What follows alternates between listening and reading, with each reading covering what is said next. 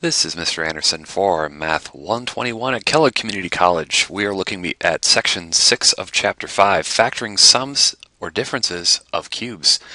This is the only new form of factoring that we are doing in comparison to our Math 101 class. Math 101 covers all the different types of factoring in Math 121 with the exception of the sums or differences of cubes. One thing to note that in the previous section, the difference of squares was a pattern, but the addition of squares was not a pattern.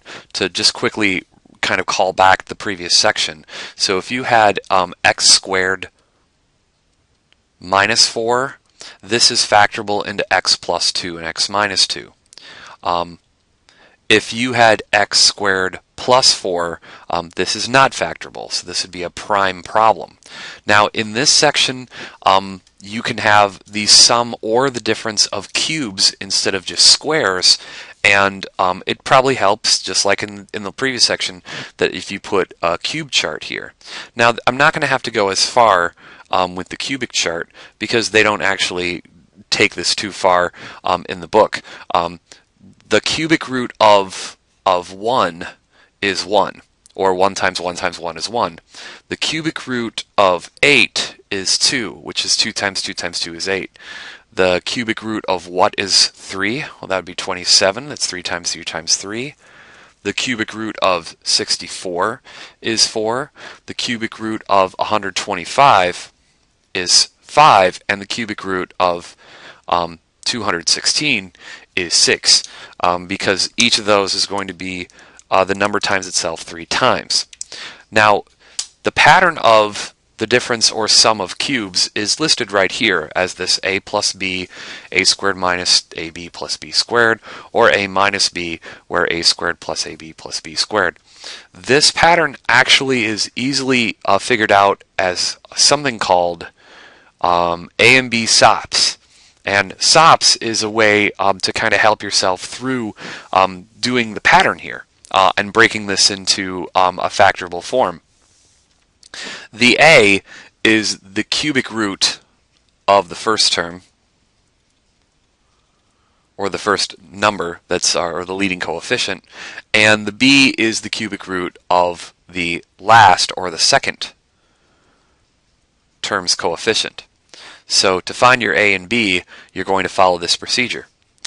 So if I look at this, my 1 is my first number here, so my a is equal to 1, because the cubic root of 1 is 1, and my b is equal to 3, because the cubic root of 27 is 3.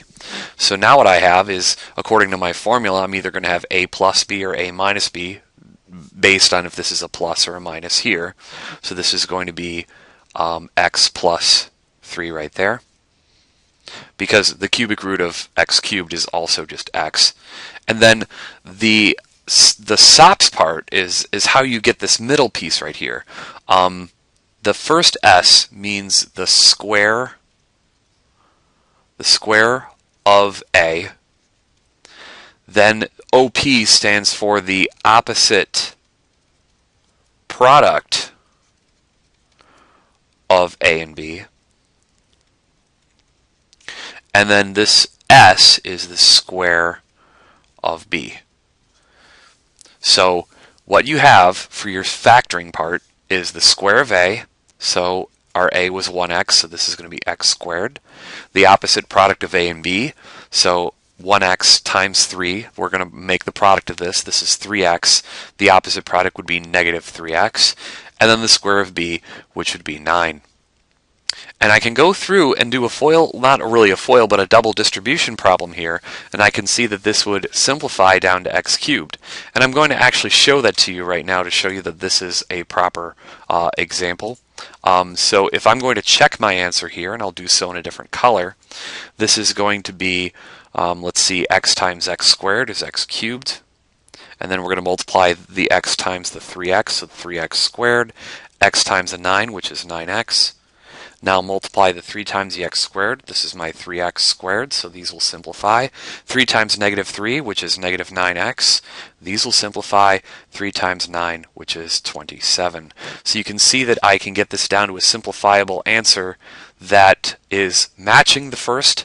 So this technique of taking the cubic root of the first and the second term and then using my A and B SOPs, getting me the answer will always work. So let's go and process a couple of these shortcuts here. All these fit on the screen. So the first step I need to do is I need to find my A and my B. So I need to take my cubic root of the first term. So the cubic root of 1x cubed is going to be just 1x, and my cubic root of negative 64 is going to be negative 4. Now that's important because when you take the cube root of a negative number, you can actually get a negative number. And now what we're going to do is we're going to have our A and B SOPs. Now A and B, I'll just write this down here at the beginning since we're going to use this formula here. A and B, and then SOPs, S-O-P-S, and yeah, I'm going to look at that poorly written word. There we go. Just to show you how this is done, I take my A and B, which is my 1x minus 4, and then do the SOPs. So the first S means the square of the first term, so 1x quantity squared is x squared. The opposite product of these of A and B, so I'm going to take the 1x multiplied by negative 4, gives me a positive 4x because it's opposite product. And then finally the square of the last, so I take the square of the negative 4 and makes that positive 16. And then if I do my FOIL to check my answer, the answer will be right. And we can kind of continue the SOPs problem right here. My cubic root of 8x cubed is 2x. My cubic root of negative 1 is negative 1. Be careful, when you take the cubic root of a negative, you do get a negative. And now we're going to apply our A and B in SOPs. So my first term there is going to be 2x minus 1. I'm sorry, first binomial is going to be 2x minus 1. Then I take the square of the first, 4x squared. The opposite product, which is going to be 2x, because we're taking the opposite since it was a negative. And then finally the square of the last, which is going to be plus 1. Okay, my A term here is going to be 5x, and my B term here is going to be negative 4y. Now, check that y out right there. We haven't had too many examples so far in these videos of putting more than just one variable in here. So let's rock out the A and B SOPs.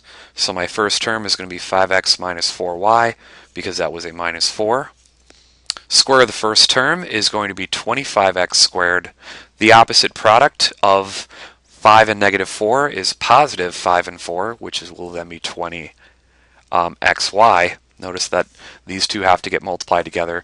And then finally we multiply negative 4 times negative 4y times negative 4y, and this gives us a positive 16y squared.